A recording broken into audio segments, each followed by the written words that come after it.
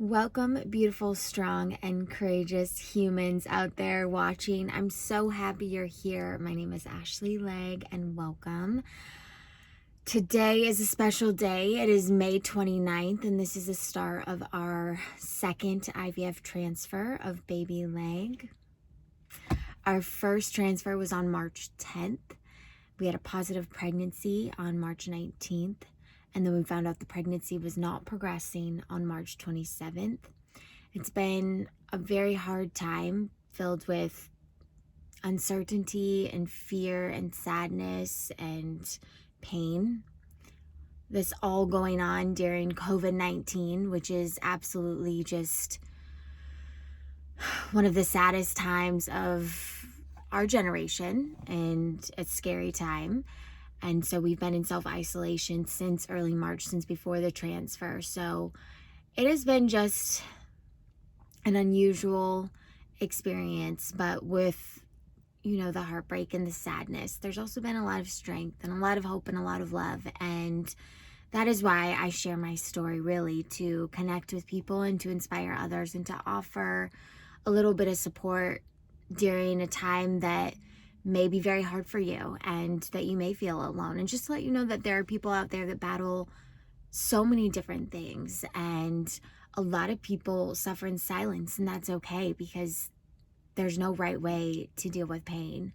But I love to speak out because it's therapeutic for me. It makes me feel better, and I also just love to connect with people who can understand, whether it's the same situation or not, a little bit of the pain that I'm feeling and the emotions, and how hard times can really just impact your whole life. And at the end of the day, we are very strong. We can take on more than expected. We are stronger together when we lean on each other and offer love and support. So anyway, I'm babbling. I am heading into the doctor's right now. I'm here at my fertility clinic, and I have labs, which is blood work. So I'm going to take one more swig. I always try to make sure I'm not dehydrated, because otherwise they can't get the vein to pop or blood to flow. Okay. And then I have an ultrasound just to look at what's going on inside. And it's been a little more than a week since my surgery, so I'm pretty healed. But I stopped birth control on Monday because they keep me on birth control to really just basically they have control of my cycle and when we can start the IVF. Otherwise you have to wait for your natural, and sometimes it's not always on time. So the pill helps them regulate me and my timeline, basically.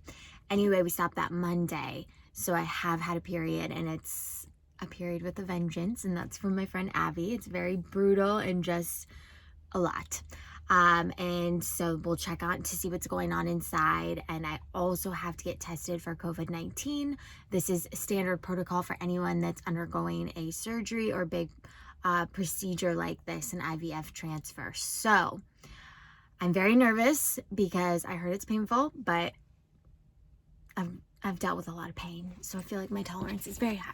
I got my mask. I'm bringing in my sanitizer, because honestly the gloves really bother me, and I have to get dressed and undressed. So I'm going to be touching myself anyway, like my clothes, so I'm just going to use this. And here we go. And then later tonight we start hormone stimulants. I'm back. I survived, and honestly it was not as bad as I expected. The COVID-19 test actually felt kind of good. It itched the place that you can't reach. But my sister-in-law is also a doctor, and she recommended that you hum as loud as you can. And maybe it's the distraction, maybe it's the vibration, who knows? But I think it helped, and it was just not bad. I actually thought it was easier than the flu swab. Anyway, now we wait for the results, but either way, we move forward with hormone stimulants for IVF round 2, which starts tonight. So I'll get all those instructions from my nurse later, but that is the progesterone and oil PIO shots in the booty muscle, and it is very painful. Hopefully my husband is not rusty and he can just knock it out of the park. He's been pretty good. So I probably will try to get one more workout in today, and then really dial it back and work on a lot of other things about eliminating a lot of different foods in my diet that cause inflammation that you may not even think to. Like oatmeal is a big one for people, and I love oatmeal. I eat oatmeal every day, so that's gonna be hard. Coffee, not drinking alcohol, which I don't often. I do twice a week. Usually I have a glass of wine or two, but I'm just going to cut it out. And then also try to reduce environmental toxins. So there's just so much you can do. So I'm just going to, pick and choose the best things I believe will help me and my body. And then I'm also working with a registered dietitian. So I'm waiting on hormone labs. I did like 14 vials of blood the other day and tested all my hormone levels. So we're going to see what we can grasp from that. And then hopefully I can also take another food sensitivity test in the meantime, since I have that, and just get as much information as we can so that we can be as proactive with our health as possible. And this is the start of IVF transfer cycle number 2 for baby Legg, and estrogen starts tonight. So we have switched protocols to, what is it? Estrogen. 0.2 ml. It's a long going needle. Into the booty. We could decide between the booty or the thighs, and we decided to stick with the booty muscle, even though 5 days before the transfer, we start progesterone and oil shots, which also are in the booty. So I've just accepted that my booty is going to be on fire and lit up for the next 3 weeks at least. But we got this. She's strong, she's brave, and she is going to knock it out. All right. Let's just get it over with. She even got her brain scrambled with a COVID test this morning.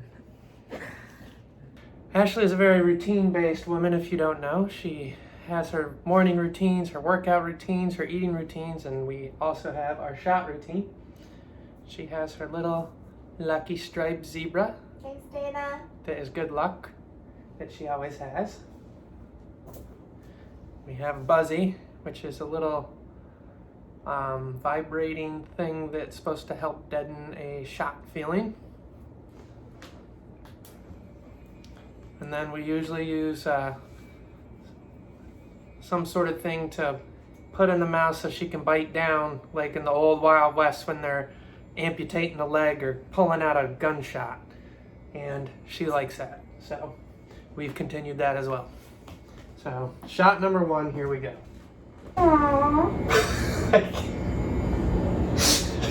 Now you're just being fun.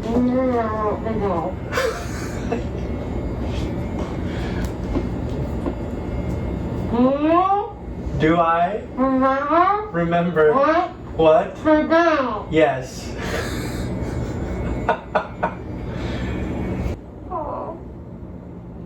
It's still. Ready?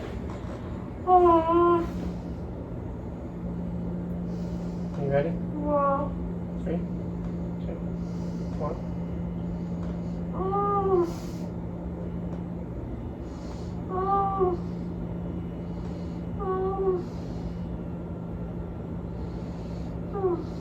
Done. Oh, I don't miss this. That wasn't that bad. Hang on. Oh, it stung.